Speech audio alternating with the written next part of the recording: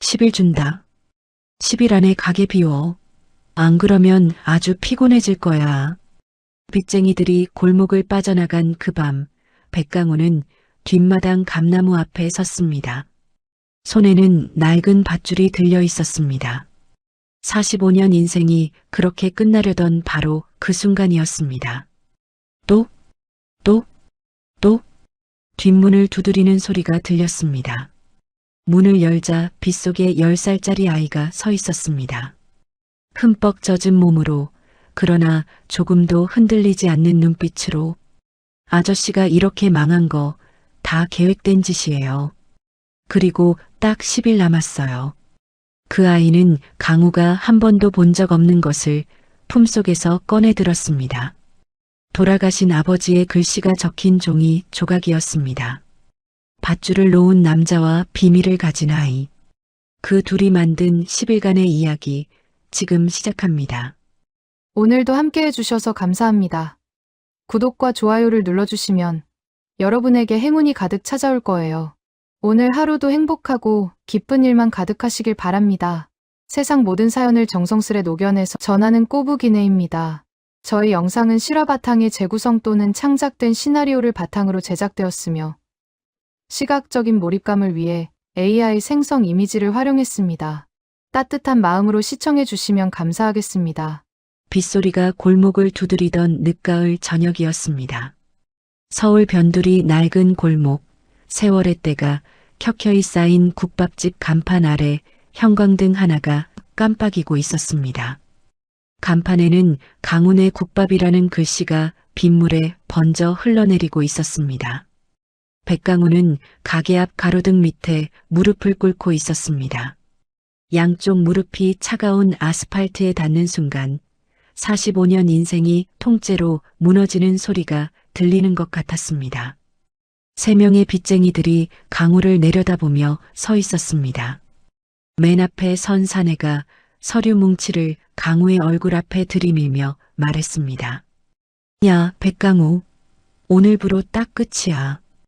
여기 가게고 뭐고 전부 우리 거니까 당장 짐 싸서 나가. 알았어?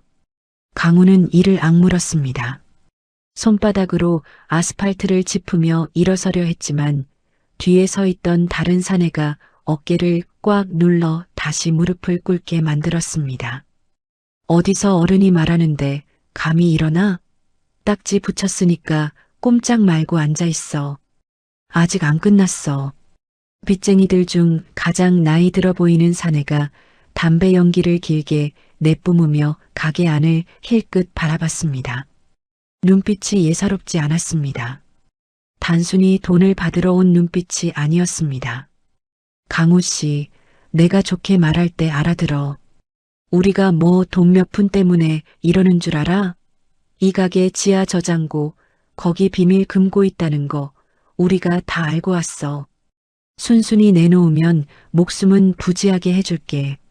강우는 눈을 가늘게 떴습니다. 지하 저장고. 20년 넘게 이 가게를 운영하면서 그 공간이 단순히 식자재를 보관하는 곳이 아닐 수도 있다는 생각은 단 한 번도 해본 적이 없었습니다. 무슨 헛소리들이야. 거긴 그냥 쌀이랑 채소 넣어두는 창고라고. 금고 같은 건 없어. 강우가 쉰 목소리로 악을 썼습니다. 담배를 피우던 사내가 꽁초를 강우의 발 앞에 던지며 발로 비벼 껐습니다. 거짓말 마. 너의 아버지가 여기 숨겨놓은 거 우리가 모를 줄 알아? 10일 준다. 10일 안에 가게 비우고 금고 열쇠 내놔. 안 그러면 아주 피곤해질 거야. 빚쟁이들은 강우의 대답을 기다리지 않고 골목을 빠져나갔습니다. 차가운 빗물이 강우의 목덜미를 타고 흘러내렸습니다. 무릎을 짚고 일어선 강우는 텅 빈 가게 안을 멍하니 바라봤습니다. 솥은 압류 딱지가 붙어 있었고 냉장고 문에도 노란 종이가 덕지덕지 붙어 있었습니다. 강우가 아버지로부터 물려받은 이 가게는 그의 전부였습니다. 보증을 잘못 섰던 것은 3년 전 일이었습니다. 오래 알고 지낸 친구가 사업을 한다며 보증을 부탁했을 때 강우는 2번 생각하지 않았습니다. 그 친구와는 중학교 때부터 밥을 나눠 먹던 사이였으니까요. 하지만 그 친구는 처음부터 강우를 이용할 생각이었고 사업은 처음부터 존재하지 않았습니다. 법원 판결이 나던 날 강우는 법정 복도에서 혼자 벽을 바라보며 한참을 서 있었습니다. 억울하다는 말조차 나오지 않았습니다. 억울함을 호소할 대상도 들어줄 사람도 없었습니다. 강우는 뒷마당으로 발걸음을 옮겼습니다. 비가 굵어지고 있었습니다. 뒷마당 한켠에 오래된 감나무가 한 그루 서 있었습니다. 어릴 적 아버지가 직접 심은 나무였습니다. 강우는 창고에서 낡은 밧줄을 꺼냈습니다. 손이 떨렸습니다. 밧줄을 감나무 굵은 가지에 묶으려고 팔을 뻗는 순간 강우의 눈에 눈물이 고였습니다. 억울해서 우는 것인지 무서워서 우는 것인지 스스로도 알 수 없었습니다. 밧줄에 매듭을 조이려던 바로 그 순간이었습니다. 뒷문 쪽에서 소리가 들렸습니다. 또 조심스럽지만 분명한 노크 소리였습니다. 강우는 굳어버린 채 뒷문을 바라봤습니다. 손에 쥔 밧줄이 바닥으로 떨어졌습니다. 문을 열자 빗속에 작은 아이가 서 있었습니다. 10살쯤 되어 보이는 소년이었습니다. 머리카락이 빗물에 흠뻑 젖어 이마에 달라붙어 있었고 얇은 점퍼 하나가 몸에 달라붙어 있었습니다. 아이는 강우를 올려다봤습니다. 눈빛이 이상했습니다. 겁에 질린 눈빛도 도움을 청하는 눈빛도 아니었습니다. 무언가를 오래 들여다본 사람처럼 차분하고 깊은 눈빛이었습니다. 저기요, 비가 너무 많이 와서 그런데 잠시만 들어가도 돼요? 아이가 물었습니다. 강우는 아무 말도 하지 못하고 옆으로 비켜섰습니다. 아이는 주방으로 곧장 걸어 들어갔습니다. 강우가 뒤를 따라가자 아이는 이미 주방 한가운데 서서 가마솥을 들여다보고 있었습니다. 아이의 시선은 솥 안이 아니라 솥 밑바닥을 향해 있었습니다. 아이가 쪼그려 앉아 솥 아랫부분을 손가락으로 가볍게 두드렸습니다. 그러더니 품속에서 꺼낸 낡은 종이 조각 하나를 강우의 발 앞에 놓았습니다. 강우는 그 종이를 집어들었습니다. 빛바랜 종이에는 알아볼 수 없는 기호들과 함께 한 줄의 글씨가 적혀 있었습니다. 강우는 그 글씨체를 알아봤습니다. 숨이 멎는 것 같았습니다. 아버지의 글씨였습니다. 이게 왜 내 손에 있어? 우리 아버지 글씨잖아. 강우가 덜덜 떨리는 손으로 종이를 꼭 쥐며 물었습니다. 아이는 강우를 빤히 올려다보며 차분하게 대답했습니다. 아저씨가 이렇게 망한 거 그냥 재수가 없어서 그런 거 아니에요. 다들 아저씨 쫓아내고 이 가게 지하에 있는 보물 찾으려고 일부러 꾸민 짓이라니까요. 강우는 종이를 손에 쥔 채 아이를 내려다봤습니다. 아이가 말을 이었습니다. 지하에 큰 금고가 있어요. 그 나쁜 사람들이 아저씨를 완전히 망하게 해서 가게를 뺏으려고 일부러 친구까지 붙여서 사기를 친 거예요. 다 계획된 거라고요, 다. 강우는 아이 앞에 천천히 무릎을 꿇었습니다. 눈높이를 맞추기 위해서였습니다. 너 대체 정체가 뭐야? 나쁜 놈들이 보낸 애야? 아이는 입술을 꾹 깨물었다가 다시 말을 했습니다. 제 이름은 한이결이에요. 나쁜 사람 아니에요. 아저씨 도와주러 온 사람이에요. 강우는 이결의 얼굴을 가만히 들여다봤습니다. 이 아이가 어디서 왔는지, 어떻게 이 집에 찾아왔는지, 이 종이 조각을 어디서 구했는지 아무것도 알 수 없었습니다. 하지만 아버지의 글씨체가 적힌 종이를 들고 있다는 사실만으로 강우의 몸은 굳어버렸습니다. 딱 10일 남았어요.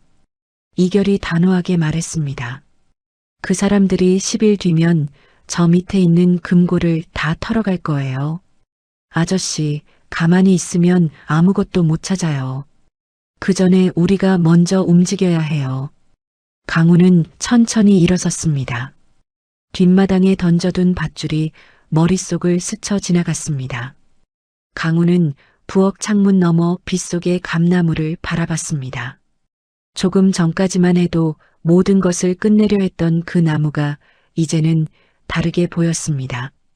이결이 종이 조각을 다시 집어들더니 기호들을 차례로 짚었습니다.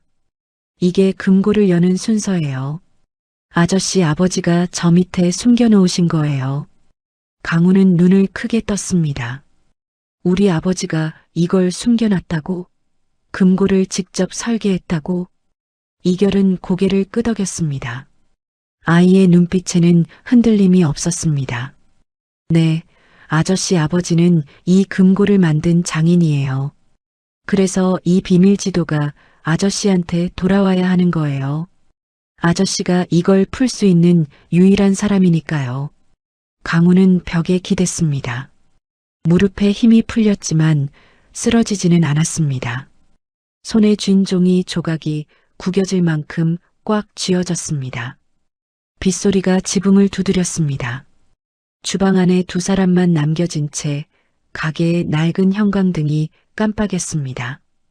이결은 다시 소 쪽으로 몸을 돌렸습니다. 아이가 손 밑바닥 특정 부위를 엄지손가락으로 꾹 눌렀습니다. 찰칵 소리와 함께 솥 안쪽 바닥의 일부가 살짝 들렸습니다. 그 아래에는 조그만 홈이 있었고 홈 안에는 작은 철제 열쇠 하나가 들어 있었습니다. 강우는 숨을 멈췄습니다. 이결이 열쇠를 꺼내 강우에게 건넸습니다. 아이의 손은 차가웠지만 떨리지 않았습니다.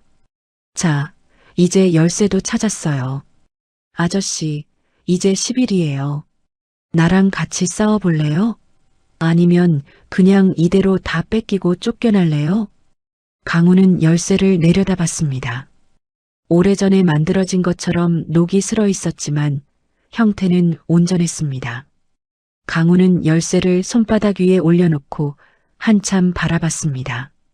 그러다가 손가락으로 열쇠를 꼭 쥐었습니다. 다음 날 아침 8시 강우가 잠에서 깼을 때 주방 테이블 위에는 두꺼운 종이 한 장이 놓여 있었습니다. 손으로 또박또박 쓴 명단이었습니다. 동네 파출소장 이름이 있었고 구청 인허가 담당자 이름이 있었습니다. 그 옆에는 각각의 이름 아래 날짜와 금액, 그리고 만남 장소까지 기록되어 있었습니다. 강우는 명단을 읽어 내려가다가 손끝이 저려오는 것을 느꼈습니다. 이결은 그 옆 의자에 앉아 조그만 노트북 화면을 들여다보고 있었습니다. 이 사람들이 아저씨 쫓아내려는 조직이랑 한통 속인 인간들이에요. 지금 경찰에 신고해봤자 소용없어요. 다들 뒷돈 받고 짜고 치는 판이니까요. 강우는 명단을 테이블에 내려놓으며 이결을 바라봤습니다. 아이는 화면에서 눈을 떼지 않은 채 말을 이었습니다. 그래서 우리가 직접 해야 해요. 아저씨, 나랑 같이 이놈들 싹 다 잡을 준비됐죠? 강우는 오래된 주방 칼을 꺼내 숫돌 위에 올려놓았습니다. 서걱서걱 칼 가는 소리가 이른 아침 주방 안을 채웠습니다. 강우의 눈빛이 전날 밤과 달라져 있었습니다. 그것은 더 이상 죽음을 향한 눈빛이 아니었습니다. 이튿날 오전 가게 문을 두드리는 소리가 쾅쾅 울렸습니다. 손님들이 오기에는 너무 이른 시간이었습니다. 강우가 앞치마를 질끈 묶고 문을 열자 정장 차림의 사내 셋이 들이닥쳤습니다. 맨 앞에 선 사내는 50살쯤 되어 보였는데 머리에 기름을 잔뜩 발라번들거렸고 서류 봉투를 겨드랑이에 끼고 있었습니다. 박 실장이었습니다. 박 실장이 강우를 위아래로 훑어보더니 봉투에서 서류 한 장을 꺼내 카운터에 탁 내리치며 으름장을 놓았습니다. 야, 백강우. 재개발 구역 확정 공고야. 이 골목 전체가 다 철거 대상이니까 다음 주까지 짐 싸서 싹 나가. 어물쩡대지 말고. 강우는 그 서류를 집어들었습니다. 손끝이 파르르 떨렸지만 강우는 눈을 부릅뜨고 문서를 하나하나 뜯어보았습니다. 어느새 주방 쪽에서 소리 없이 나타난 이결이 강우 옆에 딱 붙어 섰습니다. 아이는 강우 손에 들린 서류를 한번 쓱 훑어보더니 강우 귓가에 작게 속삭였습니다. 아저씨, 공고 날짜 확인해봐요. 관보에 나온 날짜랑 맞는지 꼭 봐야 해요. 강우가 날짜를 다시 확인했습니다. 세상에나 관보에 공식적으로 발표된 날짜보다 사흘이나 앞서 적혀 있었습니다. 완전 엉터리 가짜 공문서였습니다. 강우가 서류를 박 실장 코앞으로 확 밀어버리며 소리쳤습니다. 야, 이 가짜 서류는 뭐야? 관보 날짜보다 사흘이나 빠르잖아. 너 이거 공문서 위조로 감방 가고 싶어서 환장했냐? 박 실장의 눈동자가 순간 흔들렸습니다. 하지만 곧바로 얼굴에 뻔뻔한 웃음을 띄우며 뒷짐을 졌습니다. 말 잘하네. 그래봤자 어차피 이 골목은 끝났어. 윗선에서 다 결정된 건데 힘없는 장사치가 뭘 어쩌겠다고? 순순히 나가는 게 서로 몸 편한 거야. 강우는 박 실장을 똑바로 쏘아보며 으름장을 놓았습니다. 위조 서류 들고 와서 협박하는 거 내가 다 기록해둘 거야. 어디 한번 해보자. 박 실장은 코웃음을 치며 부하들을 데리고 밖으로 나갔습니다. 골목을 나서는 박 실장의 뒤통수를 창문 너머로 지켜보던 이결이 무표정하게 말했습니다. 저 사람 다음번엔 훨씬 더 무섭게 나올 거예요. 이결의 예언은 그날 오후 바로 현실이 되었습니다. 배달을 다녀온 오토바이 타이어가 칼에 찔린 듯 납작하게 꺼져 있었고 가게 입구에는 누군가 일부러 가져다 놓은 음식물 쓰레기 봉투가 높게 쌓여 손님들이 발 디딜 틈도 없었습니다. 골목 입구에는 검은색 세단 한 대가 시동도 끈 채 떡하니 버티고 서 있었는데 그 안에서 누군가 매의 눈으로 가게를 감시하고 있었습니다. 강우가 인상을 쓰며 쓰레기를 치우기 시작하자 동네 단골들이 하나둘씩 가게 앞으로 나왔습니다. 50대 아주머니가 혀를 쯧쯧하며 한숨을 쉬었습니다. 아이고, 이게 무슨 날벼락이야.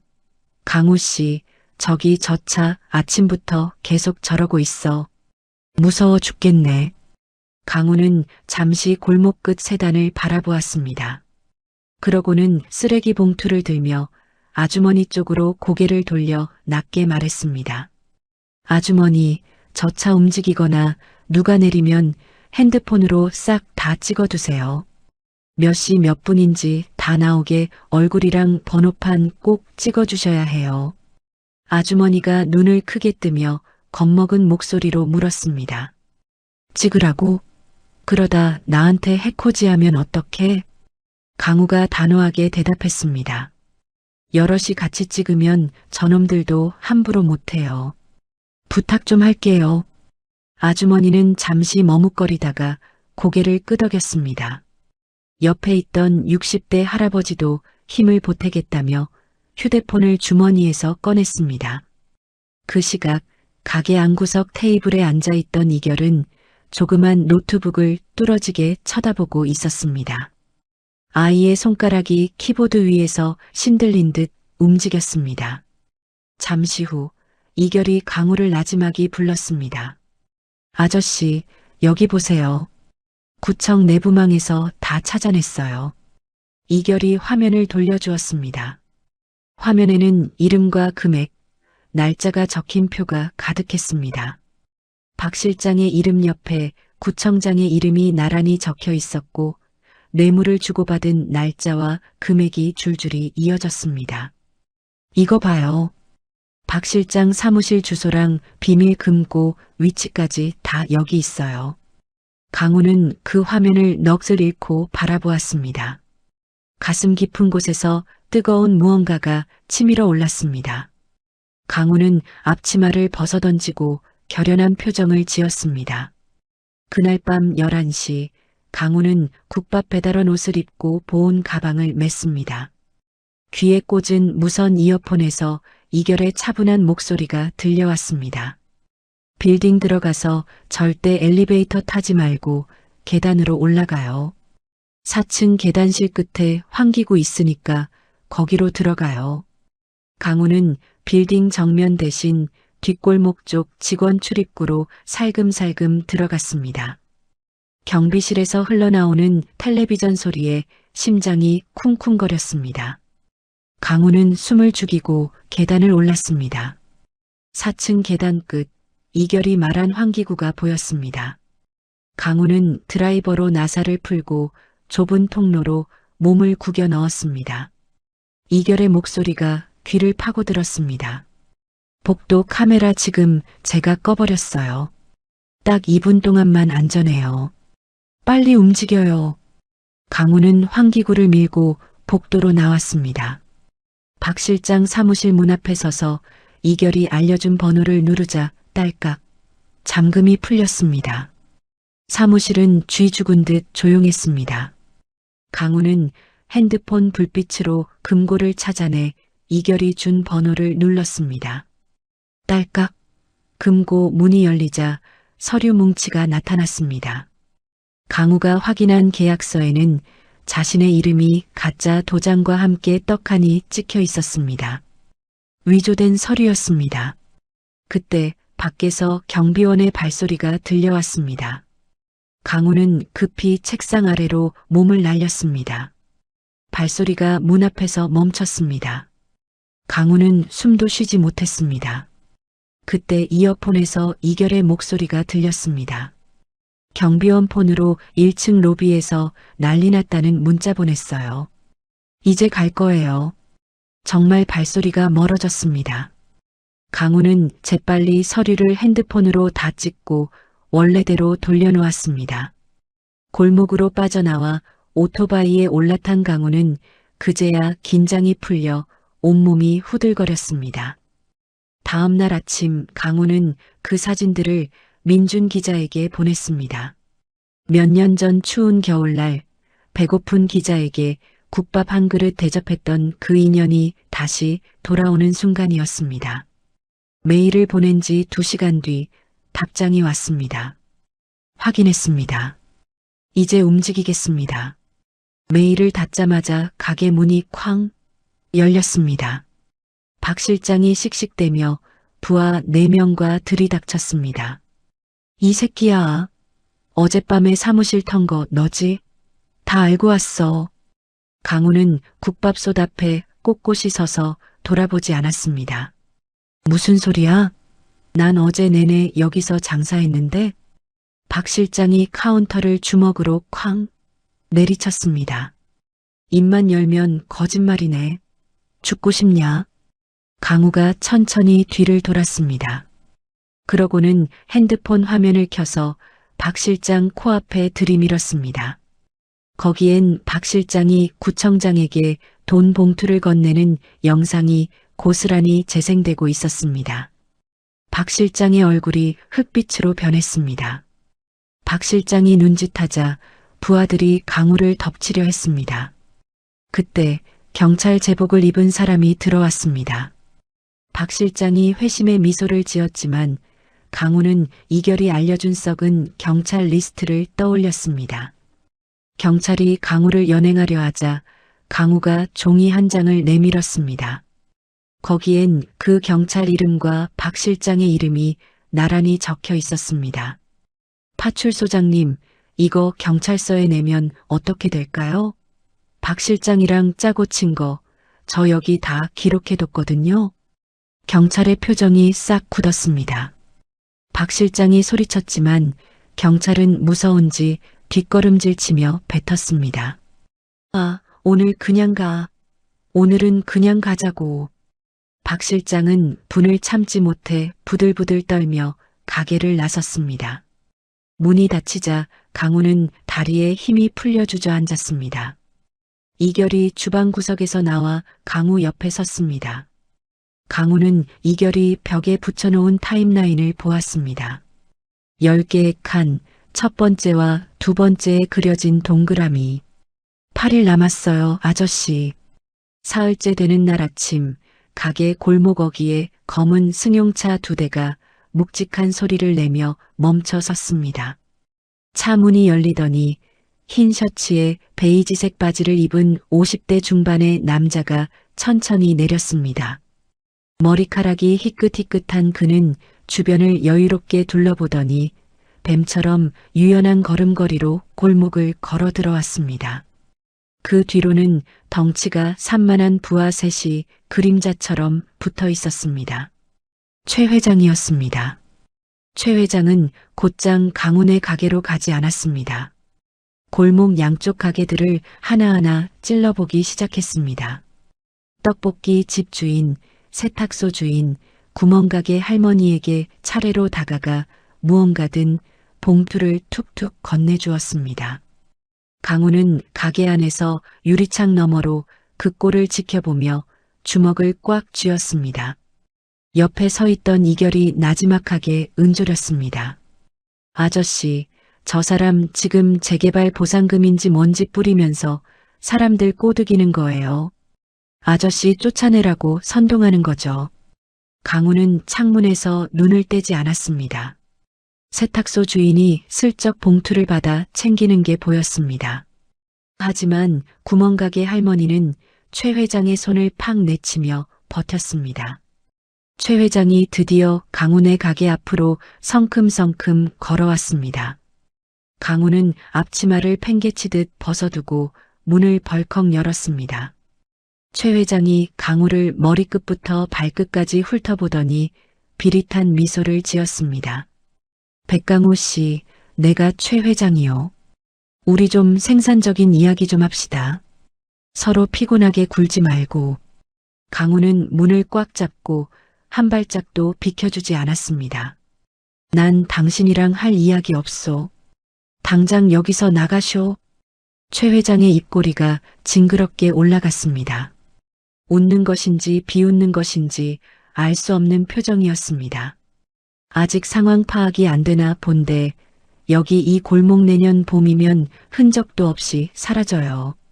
지금 순순히 나가면 보상금이라도 넉넉히 챙겨주겠단 건데 계속 버티면 땡전 한 푼 못 받고 쫓겨날 줄 아죠? 강훈은 최 회장의 눈을 똑바로 쳐다보며 단호하게 잘라 말했습니다. 내 가게, 내 터전이야. 팔 생각 없으니까 다신 여기 얼씬도 하지 마. 최 회장이 혀를 쯧쯧 차며 골목을 쓱 둘러보더니 부하에게 눈짓을 쓱 보냈습니다. 좋아요. 백강호 씨, 아주 배짱이 두둑하네. 계속 그렇게 버티나 봅시다. 최 회장이 차를 타고 사라지자 강훈은 가게로 돌아왔습니다. 벽 구석 게시판에는 이결이 어젯밤 미리 준비해둔 종이 한 장이 붙어 있었습니다. 구청장의 비리 리스트를 알기 쉽게 요약한 것이었습니다. 강훈은 그 종이를 들고 다시 골목으로 나갔습니다. 마을 게시판에 종이를 탁 붙이자 지나가던 이웃들이 하나둘 모여들었습니다. 세상에 저런 나쁜 놈들이 있었어? 골목은 순식간에 술렁거렸습니다. 최 회장의 차가 골목을 완전히 빠져나가기도 전이었습니다. 부하 하나가 급하게 뛰어와 최 회장에게 귓속말을 하자 최 회장의 얼굴이 순식간에 험악하게 굳었습니다. 그날 오후 2시 가게 안은 폭풍 전야처럼 조용했습니다. 갑자기 최 회장의 부하들이 주방으로 난입했습니다. 강우가 막아설 틈도 없이 한 놈이 가스배관 연결부를 잡아 뜯어버렸습니다. 치익 소리와 함께 매캐한 가스 냄새가 가게를 뒤덮었습니다. 다른 놈은 잘 끓고 있던 육수통을 발로 걷어찼습니다. 챙그랑 소리와 함께 뜨거운 사골 국물이 주방 바닥을 덮쳤습니다. 강우가 달려들었지만 놈의 주먹이 강우의 명치를 정확히 강타했습니다. 강우는 뒤로 밀려나 냉장고 모서리에 등을 쾅 박았습니다. 숨이 턱 막혀 눈앞이 캄캄해졌습니다. 놈들이 강우의 멱살을 잡아 벽에 짓눌렀습니다. 강우는 정신을 차리려 애쓰며 이결을 찾았습니다. 주방 안은 놈들이 엎어놓은 집기들로 엉망진창이었습니다. 그때 주방 환풍구 쪽에서 아주 작은 딸깍 소리가 났습니다. 이결이 환풍구 뒤에 숨어 있다가 작은 기계의 버튼을 누른 것이었습니다. 최 회장이 주방 입구에서 폼을 잡으며 전자 열쇠를 꺼내려던 찰나였습니다. 이게 왜 안 되지? 최 회장이 열쇠를 눌렀지만 먹통이었습니다. 휴대폰을 꺼내봐도 화면은 깜깜무소식이었습니다. 이결이 만든 전파 교란 장치가 작동하자 가게 안의 모든 전자기기가 멈춘 것입니다. 최 회장이 당황하며 주방을 훑어보았습니다. 그때 가게 문이 열리며 요리평론가 정희가 들어왔습니다. 그녀는 아수라장이 된 주방을 보며 차갑게 쏘아붙였습니다. 이 육수통, 제가 아주 잘 압니다. 최 회장님, 당신이 식재료 원산지 속여서 돈 세탁하는 거 내가 다 파헤쳤어요. 최 회장이 눈을 부라리며 다가갔지만 가게 안에 있던 손님들이 일제히 휴대폰을 들어 그 모습을 촬영하기 시작했습니다. 최 회장은 당황한 기색이 역력했지만 곧 부하들에게 눈짓을 보내 환풍구 쪽을 가리켰습니다. 부하가 환풍구 덮개를 뜯어냈지만 그 안은 텅 비어 있었습니다. 최 회장이 강우의 멱살을 꽉 잡으며 위협했습니다. 애는 우리가 이미 데려갔어. 가지고 있는 증거 다 내놓지 않으면 그 애는 오늘 세상 구경 못할 줄 알아. 강우의 눈에서 두려움이 싹 사라졌습니다. 대신 짐승 같은 살기가 뿜어져 나왔습니다. 최 회장 일당이 가게를 떠나자 강우는 주방 서랍에서 오토바이 열쇠를 낚아챘습니다. 그때 귓가에 꽂아둔 이어폰에서 이결의 목소리가 들렸습니다. 아저씨, 저 안 잡혔어요. 위치 추적기 켰으니까 저놈들 차 따라와요. 강우는 부상당한 몸을 이끌고 오토바이에 올라탔습니다. 도심 외곽 공사장 지하 주차장으로 최 회장의 차가 들어가는 것이 보였습니다. 강우는 계단을 타고 내려갔습니다. 지하는 어두컴컴했고 기둥마다 놈들이 숨어 있었습니다. 최 회장이 총을 든 부하를 앞세우고 나타났습니다. 왔냐? 아주 목숨이 질긴 놈이야. 최 회장이 비웃으며 말하는 순간 어둠 속에서 이결이 튀어나왔습니다. 아이는 잽싸게 기둥 뒤로 몸을 숨겼고 놈들이 이결을 쫓는 틈을 타 강우가 총 든 부하의 손목을 꺾어버렸습니다. 총이 바닥을 굴렀습니다. 강우는 놈들과 뒤엉켜 난투극을 벌였습니다. 옆구리가 찢어지는 듯한 통증에 무릎이 꺾이려 했지만 강우는 최 회장의 손목을 낚아채 비틀었습니다. 툭! 바닥에 떨어진 전자 열쇠를 강우가 발로 툭 밀어 어둠 속으로 숨겼습니다.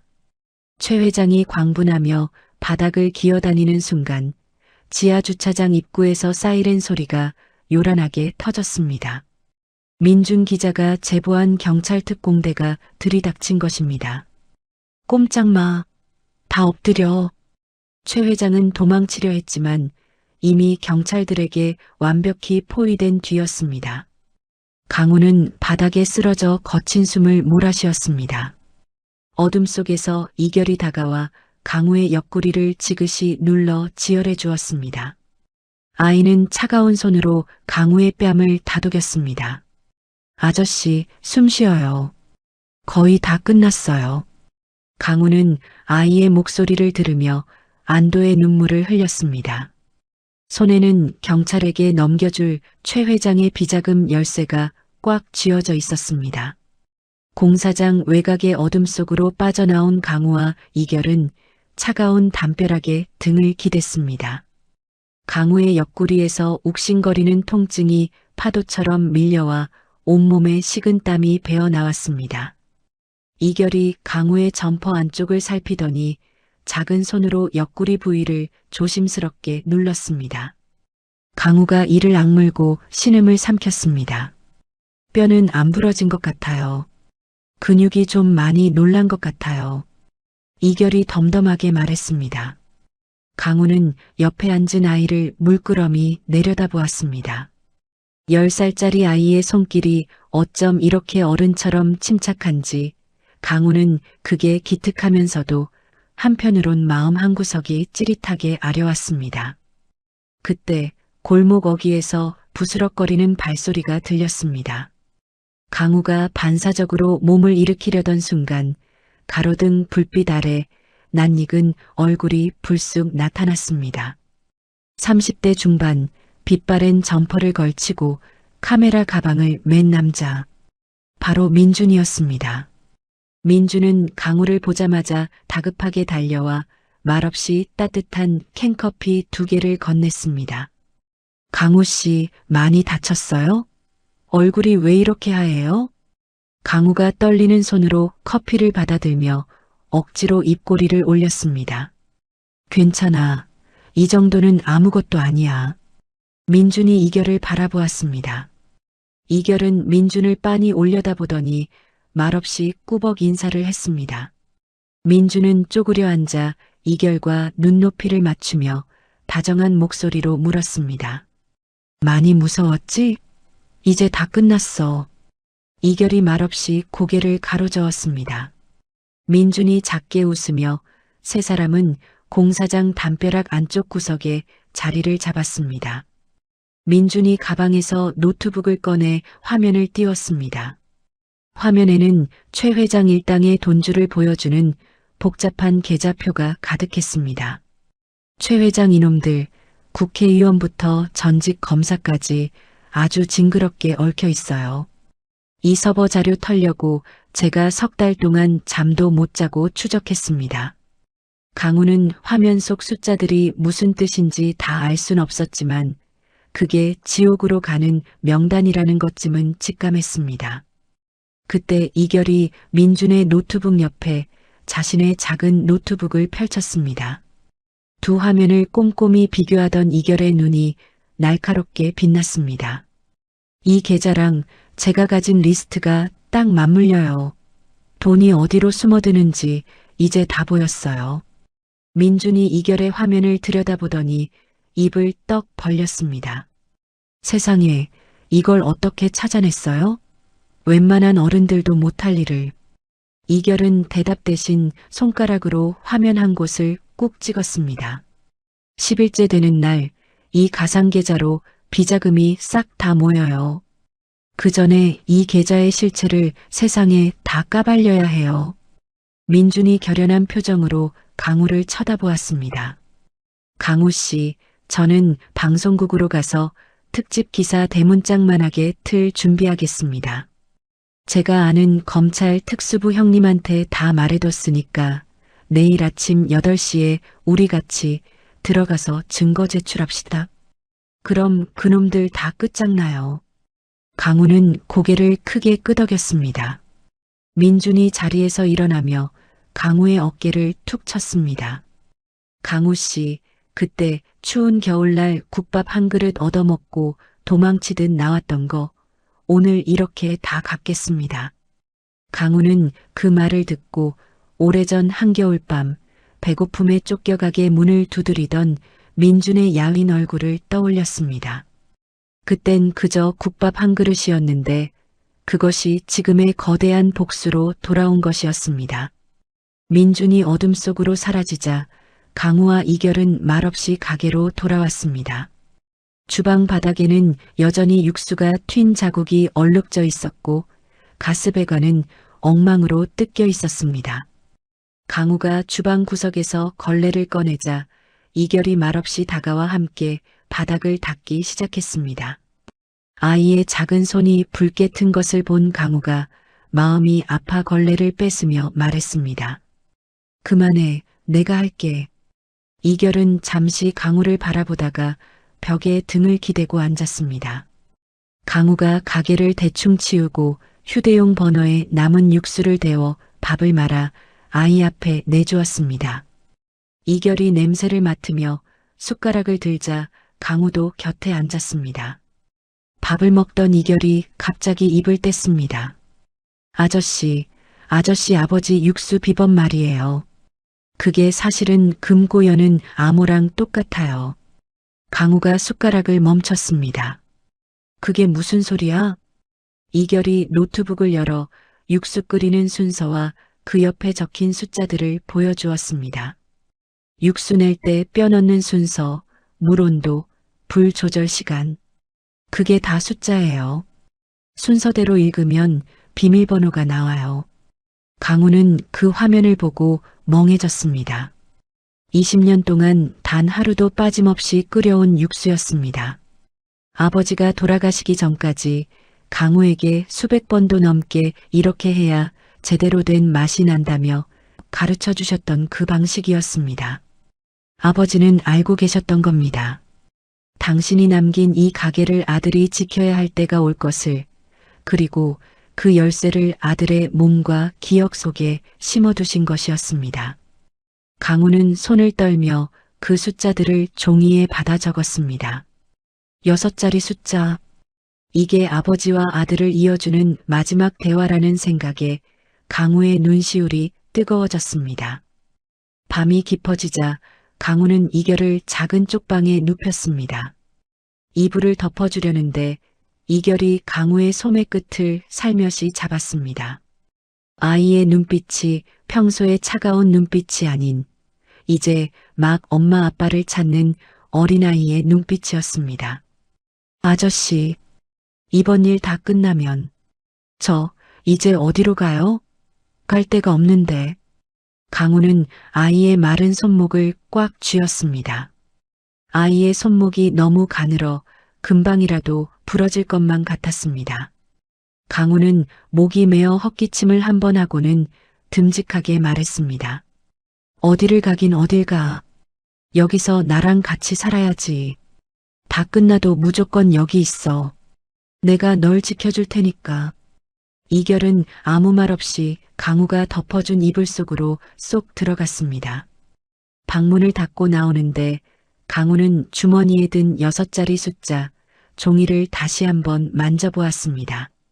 창밖 새벽 골목에는 가로등 빛이 빗물에 젖어 반짝이고 있었습니다. 내일 아침 8시. 강우는 다시 한번 아버지의 육수솥 앞에 서는 기분으로 주먹을 꽉 쥐었습니다. 아버지가 아들에게 남긴 유산은 국밥 한 그릇이 아니라 억울함을 풀 수 있는 정의로운 열쇠였습니다. 강우는 눈을 감으며 다짐했습니다.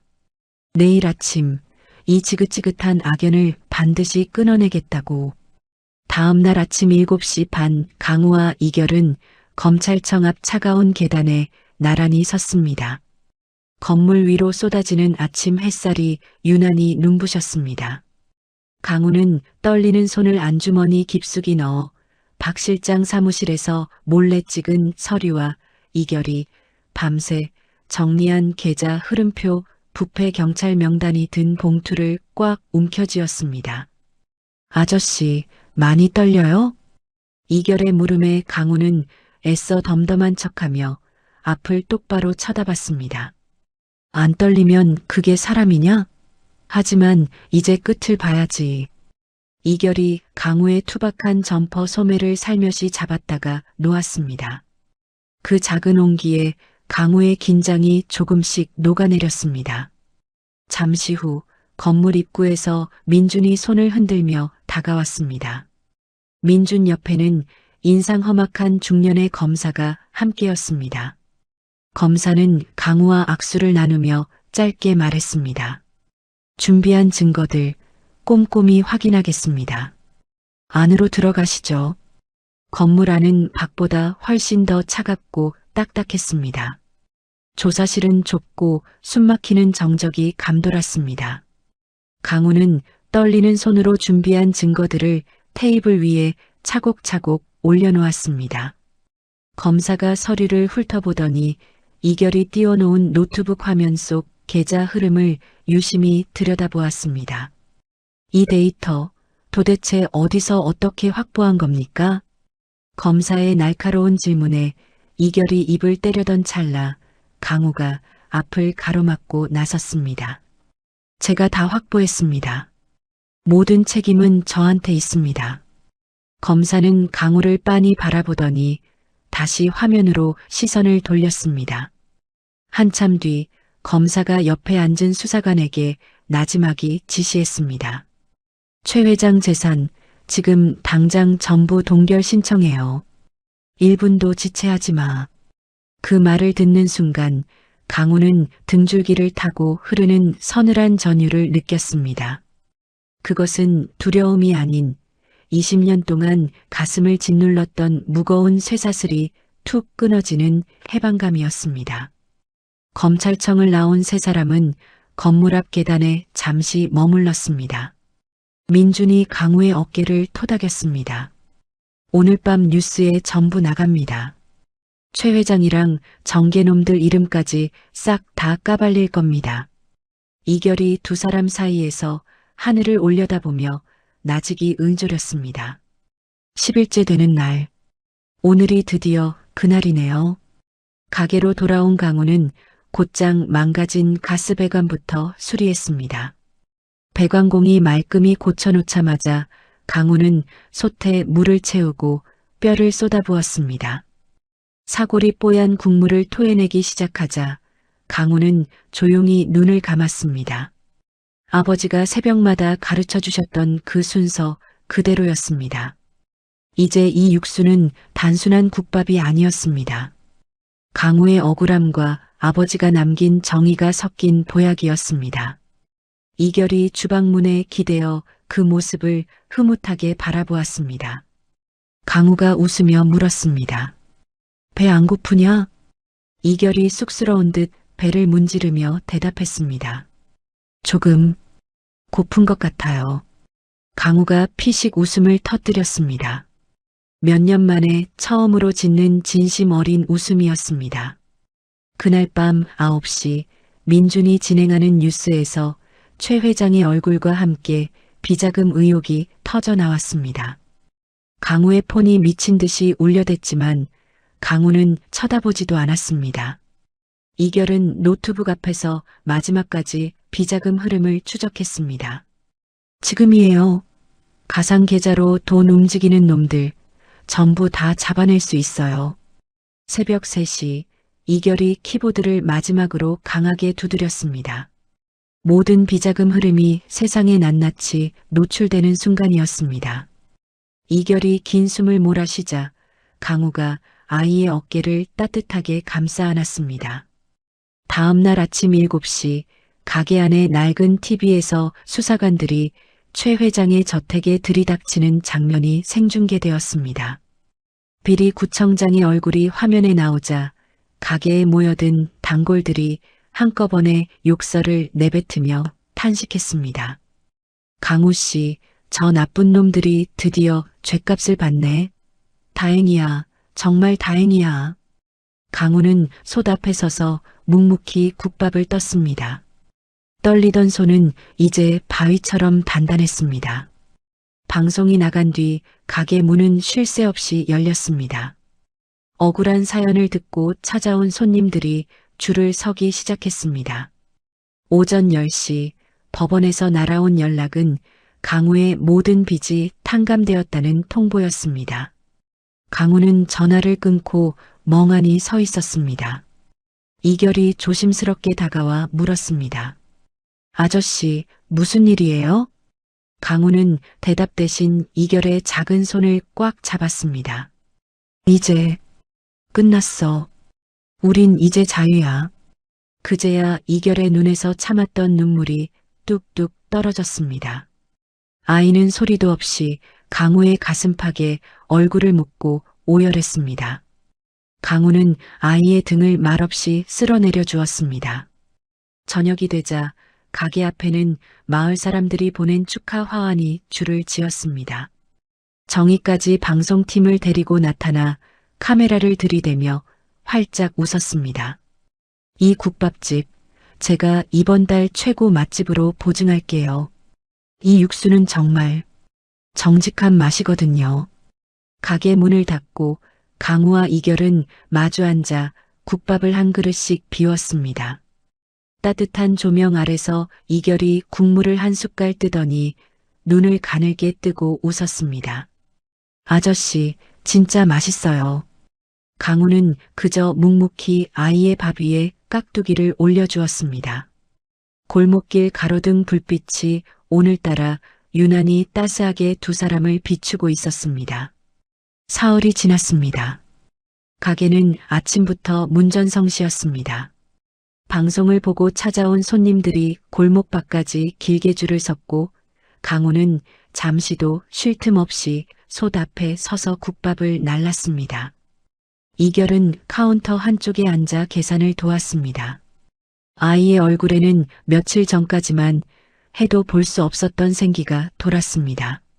손님이 잘 먹었습니다라고 웃어주면 아이의 입꼬리도 살짝 올라갔고 빈 그릇이 쌓여가는 걸 보면 뿌듯한 눈빛이 되곤 했습니다.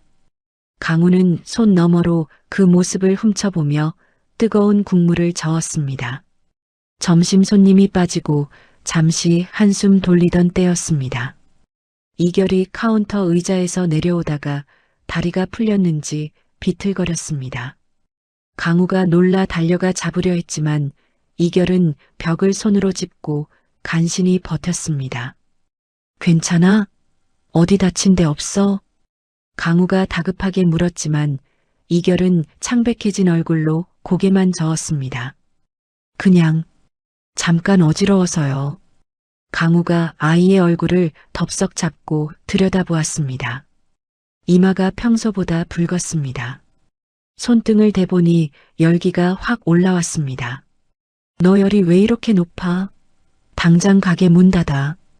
이결이 손을 내저었지만 강우는 앞치마를 집어 던지듯 벗어두고 가게 문에 오늘 쉽니다 팻말을 걸었습니다. 병원 응급실은 오후 내내 정신이 없었습니다. 강우는 보호자 의자에 앉아 검사가 끝나기를 기다렸습니다. 이결은 침대에 누워 멍하니 천장만 바라보고 있었습니다. 아저씨, 굳이 이렇게까지 안 해도 되는데. 강우가 아이의 손을 꽉 잡으며 단호하게 말했습니다. 조용히 있어. 검사 결과 나올 때까지 꼼짝 말고. 검사 결과를 들고 온 의사는 40대의 차분한 여자였습니다. 복도로 불려나간 강우의 심장이 쿵쿵 뛰었습니다. 보호자분이시죠? 아이 심장에 문제가 좀 있어요. 선천적인 질환인데 그동안 무리한 생활을 하면서 상태가 많이 나빠졌습니다. 지금 당장 생명이 위험한 건 아니지만 수술이 꼭 필요해요. 빠를수록 좋습니다. 강우는 벽에 손을 짚고 다리에 힘이 풀리는 것을 느꼈습니다. 선천적인 심장 질환. 빗속에서 혼자 떨고 있던 그 작은 몸으로 아이는 이 모든 것을 홀로 버텨온 것이었습니다. 수술하면 정말 낫습니까? 강우의 물음에 의사가 고개를 끄덕였습니다. 수술만 잘 되면 완치할 수 있습니다. 다만 비용이 적지 않아서요. 강우는 아무 말 없이 병실로 돌아왔습니다. 이결이 강우의 표정을 읽었는지 겁먹은 눈으로 물었습니다. 의사 선생님이 뭐라고 하셨어요? 강우는 애써 미소를 지으며 이결 옆에 앉았습니다. 별거 아니래. 조금만 쉬면 다 나을 수 있대. 이결이 강우를 빤히 바라보더니 작게 중얼거렸습니다. 거짓말. 돈 많이 드는 거죠? 강우는 아이의 이마에 손을 얹었습니다. 뜨거운 열기가 손바닥을 타고 전해졌습니다. 이틀 뒤 원무과에서 비용 상담을 마치고 나오던 강우의 눈앞에 낯익은 덩치들이 나타났습니다. 최 회장 조직의 잔당들이었습니다. 최 회장은 잡혀갔지만 그 밑에 있던 쓰레기들이 아직 거리에 남아 있었던 것입니다. 비망록 남은 조각 어디 있죠? 그거 넘기면 병원비는 우리가 다 대줄게요. 강우의 눈에서 살기가 뿜어져 나왔습니다. 꺼져. 사내가 비웃으며 강우의 뒷모습에 대고 소리쳤습니다. 생각해봐요. 아이 목숨이 달린 문제인데. 병실로 달려간 강우의 눈앞에 펼쳐진 것은 빈 침대였습니다. 이불은 걷혀 있었고 아이의 슬리퍼만 덩그러니 놓여 있었습니다. 강우는 미친 듯이 병원을 뒤졌습니다. 로비, 계단, 주차장. 빗줄기가 쏟아지는 병원방, 골목 어귀에 작은 그림자가 보였습니다. 환자복 위에 얇은 겉옷 하나만 걸친 채 맨발로 서 있는 이결이었습니다. 강우가 달려가 아이를 붙잡았습니다. 너 대체 무슨 생각이야? 왜 밖으로 나왔어? 이결이 눈물을 뚝뚝 흘리며 소리쳤습니다. 저 때문에 아저씨가 또 빚지면 안 되잖아요. 저 때문에 가게 담보 잡히는 거 저 정말 싫어요. 아이의 울음소리가 빗소리에 묻혔습니다. 강우는 아이를 꽉 껴안았습니다. 아이의 떨림이 고스란히 가슴으로 전해졌습니다. 멍청한 놈아. 가게는 잃어도 돼. 다시 하면 그만이야. 하지만 너는 하나밖에 없는데 그게 뭐가 중요해. 강우는 아이를 안아들고 다시 병원으로 향했습니다. 그날 밤늦게 민준에게 연락이 왔습니다. 조직의 잔당들이 가게를 들이닥쳐 솥을 뒤집고 진열장을 깨부수어 놨다는 소식이었습니다. 강우는 전화를 끊고 침대에 누운 이결의 작은 손을 내려다보았습니다. 가게가 무너졌다는 소식보다 지금 내 눈앞에서 고통스러워하는 아이의 손이 더 가슴 아팠습니다. 새벽 2시 병실은 고요했습니다. 의사가 수술 날짜를 독촉하고 나간 뒤 강우는 무릎 위에 수술 동의서를 올려두었습니다. 펜을 든 손이 멈칫했지만 강우는 결연하게 서명란에 이름을 적었습니다. 백강우. 펜을 내려놓는 순간 강우의 눈에서 뜨거운 눈물이 툭 떨어져 동의서 위를 적셨습니다. 강우는 닦지도 않고 이결의 작은 손을 꼭 잡았습니다. 아이의 손은 작고 따뜻했습니다. 강우는 그 온기를 붙잡고 밤새 어둠을 견뎠습니다. 수술실 앞 복도는 정막 그 자체였습니다. 천장에 달린 형광등만이 창백한 빛을 내뿜고 있었고 수술실 문 위의 붉은 조명은 꺼질 기미가 보이지 않았습니다. 강우는 밤새 이결의 작고 차가운 손을 잡고 버텼던 그 두 손을 무릎 위에 얹은 채 꼼짝도 하지 않고 앉아 있었습니다. 이결이 수술실로 들어가던 그 짧은 순간이 자꾸만 눈앞에 어른거렸습니다. 들것에 실려 문 앞까지 갔던 아이가 고개를 들어 강우를 한번 빤히 바라보았을 때 아이의 눈엔 무서움도 고통도 없었습니다. 그저 무덤덤하게 자신을 맡기는 듯한 그 어린 눈빛이 강우의 가슴에 날카로운 못처럼 박혔습니다. 강우는 자리에서 일어나 복도 끝 창가로 걸어갔습니다. 동이 터오는 새벽 하늘이 조금씩 연한 회색으로 물들고 있었습니다. 강우는 차가운 유리창에 이마를 기댄 채 나직이 응조렸습니다. 아버지, 보고 계시죠?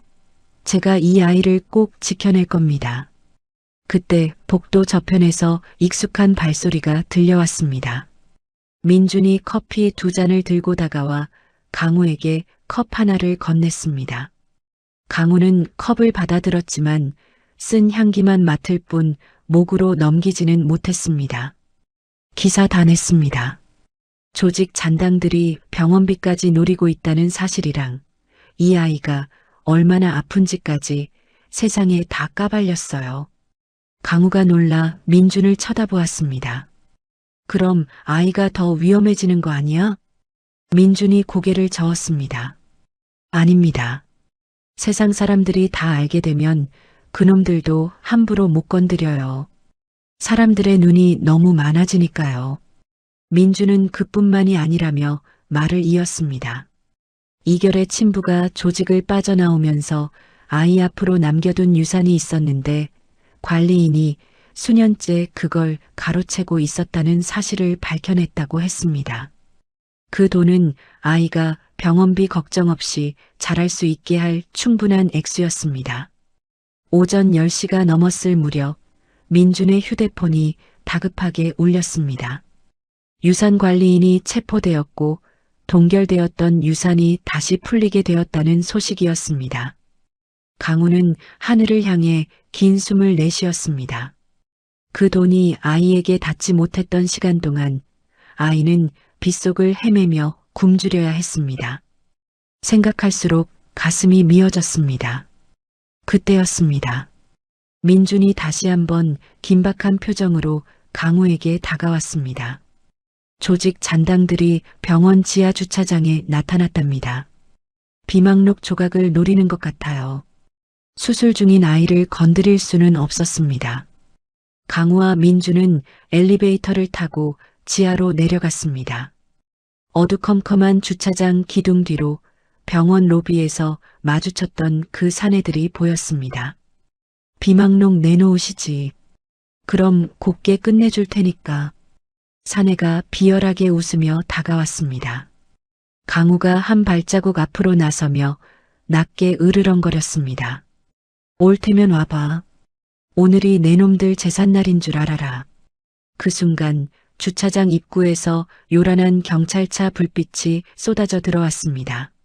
사이렌 소리도 없이 순식간에 진입한 경찰들이 사내들의 퇴로를 완벽하게 차단했습니다. 놈들은 순식간에 바닥에 엎드려 수갑을 찼습니다. 강우는 주차장 기둥에 기대어 털썩 주저앉았습니다. 이제야 정말 끝이 난 것이었습니다.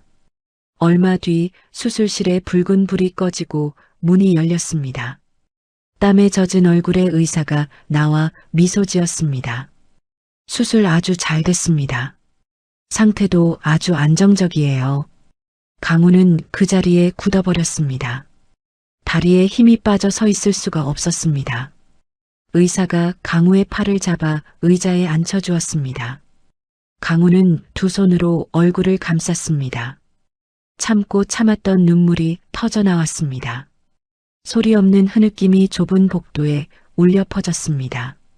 다음 날 오전 중환자실에서 일반 병실로 옮겨진 이결이 눈을 떴습니다. 창백한 얼굴이었지만 눈빛은 맑았습니다. 아저씨, 끝났어요? 그래, 다 끝났어. 나쁜 놈들도 다 잡혔어. 다행이다. 이결은 안도하듯 다시 눈을 감았습니다. 이틀 뒤 퇴원날 아침, 병실 밖에서 익숙한 소음이 들려왔습니다. 강우가 짐을 챙기다 창밖을 내다보니 떡볶이 집 아주머니부터 세탁소 주인, 문구점 할머니까지 마을 사람들이 꽃다발을 들고 서 있었습니다.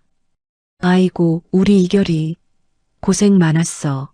이제 다 나았으니까 맛있는 거 많이 먹어야 해. 아주머니가 내미는 꽃다발을 받아든 이결의 눈이 촉촉하게 젖었습니다. 퇴원 수속을 마친 민준이 봉투 하나를 건넸습니다. 이건 유산 정리된 겁니다. 이결이 앞으로 들어온 돈이에요.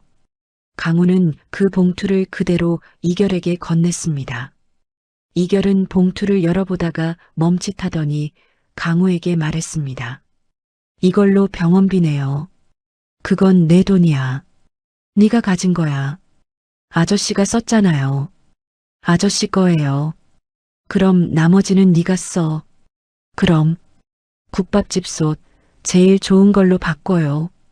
그 말에 강우는 참았던 웃음을 터뜨렸습니다. 몇 년 만에 처음으로 주변 사람들이 다 돌아볼 만큼 큰 웃음이었습니다. 골목을 향해 걷는 길, 따스한 봄 햇살이 두 사람의 어깨 위에 내려앉았습니다. 강우가 걷다가 넌지시 말했습니다. 다음 주부터 학교 가야 해. 학교? 뭐? 당연하지. 입학 신청 다 해뒀어. 이결은 잠깐 멈칫하더니 조용히 고개를 끄덕였습니다. 골목길에 들어서자 익숙한 육수 냄새가 코를 찔렀습니다. 강우가 병원에 있는 동안 마을 사람들이 가게를 말끔히 청소하고 솥에 불을 지펴둔 모양이었습니다. 아저씨, 냄새나요. 배고프지? 국밥 한 그릇 먹자. 가게 불빛이 골목을 따뜻하게 물들였습니다. 두 사람의 발걸음은 더 이상 흔들리지 않았습니다. 강우와 이결은 비로소 진짜 가족이 되어가고 있었습니다. 봄이 완연해진 골목은 싱그러웠습니다. 가게 앞 가로수마다 연두빛 잎이 돋아났고 처마 밑으로 따사로운 봄 햇살이 깊숙이 스며들었습니다. 강훈의 국밥집 문이 오전 7시 어김없이 열렸습니다. 강훈은 새로 들인 묵직한 솥 앞에 섰습니다. 이결의 유산에서 보탠 돈으로 바꾼 이 가게의 새로운 심장이었습니다. 강우가 손바닥으로 솥 테두리를 쓸어보자 단단하고 차가운 감촉이 손끝에 닿았습니다. 아저씨, 다녀올게요. 주방 입구에서 들려온 맑은 목소리에 강우가 고개를 돌렸습니다. 하얀 셔츠에 단정한 감색 조끼를 입은 이결이 가방을 메고 서 있었습니다. 강우는 솥에 물을 붓다가 멈칫하고 아이를 바라보았습니다. 학교가 8시 반인데 왜 이렇게 일찍 일어나서 그래? 아저씨가 끓여주는 밥 먹고 가야죠. 그게 제일 맛있으니까요. 강우는 피식 웃으며 휴대용 버너가 아닌 새솥 위에 냄비를 올렸습니다. 이결이 수술 후 처음으로 먹고 싶다고 했던 따뜻한 계란국이었습니다. 아이는 국물을 한 숟갈 뜨더니 눈을 가늘게 뜨고 웃었습니다. 강우는 아이가 다 먹기도 전에 국을 한 그릇 더 퍼주었습니다. 학교 교문 앞 강우는 아이의 어깨를 가볍게 밀어주었습니다. 들어가. 수업 잘 듣고. 아저씨, 끝나면 데리러 와요? 당연하지. 이결은 고개를 끄덕이고 교문을 향해 뛰어갔습니다. 처음에는 주춤거렸지만 어느새 친구들과 섞여 웃으며 들어가는 뒷모습을 보며 강우는 마음 한구석이 벅차오르는 것을 느꼈습니다. 오후 4시 종이 울리고 아이들이 쏟아져 나왔습니다. 교문 옆에 서 있던 강우에게 이결이 친구와 함께 걸어왔습니다. 아저씨, 얘 민서예요. 같은 반 친구. 강우가 인사를 건네자 민서가 밝게 웃으며 답했습니다. 그러자 이결이 강우를 보며 자연스럽게 덧붙였습니다. 우리 아빠 국밥 진짜 맛있어. 이따 우리 집 와서 먹을래? 아빠. 그 한마디가 강우의 심장을 쿵 울렸습니다. 강우는 아무렇지 않은 척 앞을 보며 걸었지만 눈시울이 뜨거워지는 것은 어쩔 수 없었습니다. 아이는 강우의 옆에 붙어 걸으며 눈웃음을 지었습니다. 가게로 돌아와 세 사람은 국밥을 먹었습니다. 민서가 국물을 한 모금 마시고 눈을 크게 뜨며 진짜 맛있다 라고 외치자 가게 안은 웃음꽃이 피었습니다. 저녁이 되어 민준이 들어왔습니다. 그는 손에 강훈의 국밥집 사진이 박힌 책 한 권을 들고 있었습니다. 출간됐어요. 벌써 초판이 다 나갔습니다. 이결이 책을 펼치다가 한 대목을 소리내어 읽었습니다. 빗속에서 밧줄을 내려놓은 남자가 있었다. 그 남자를 살린 건 10살짜리 아이의 노크 소리였다. 아저씨, 이게 우리 이야기예요?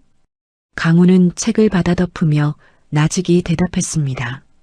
응, 다 우리 이야기야.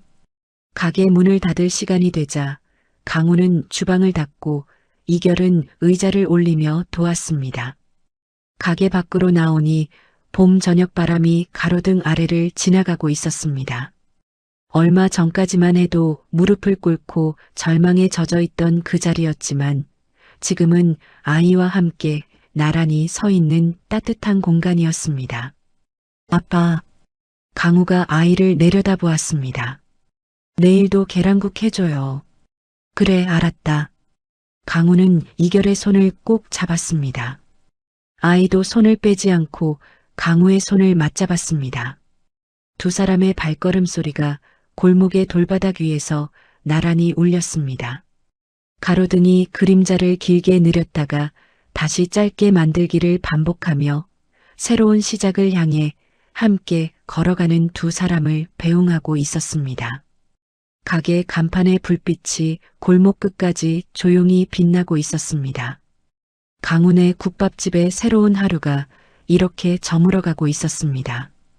억울함이 사람을 무너뜨리는 데는 단 하루도 걸리지 않습니다. 하지만 다시 일어서는 데는 때로 작은 노크 소리 하나면 충분합니다. 백강우는 가로등 밑에서 무릎을 꿇었던 사람입니다. 모든 것을 잃고 죽음 앞에 섰던 사람입니다. 그런 그를 살린 것은 거창한 기적이 아니었습니다. 빗속을 뚫고 찾아온 10살짜리 아이의 작은 손이었습니다. 강우가 이결을 살린 것인지, 이결이 강우를 살린 것인지, 그건 아마 두 사람도 모를 것입니다. 다만 한 가지는 분명합니다. 서로가 서로의 이유가 되었다는 것입니다. 오늘 이 이야기가 혹시 힘든 시간을 보내고 계신 분께 닿았다면 부디 기억해 주십시오. 당신의 뒷문을 두드리는 소리는 생각지 못한 곳에서 올 수 있습니다. 그 소리가 들릴 때까지 조금만 더 버텨 주십시오. 이야기를 끝까지 들어주신 분이 계시다면 잘 들었다고 댓글 하나만 남겨주세요. 감사합니다.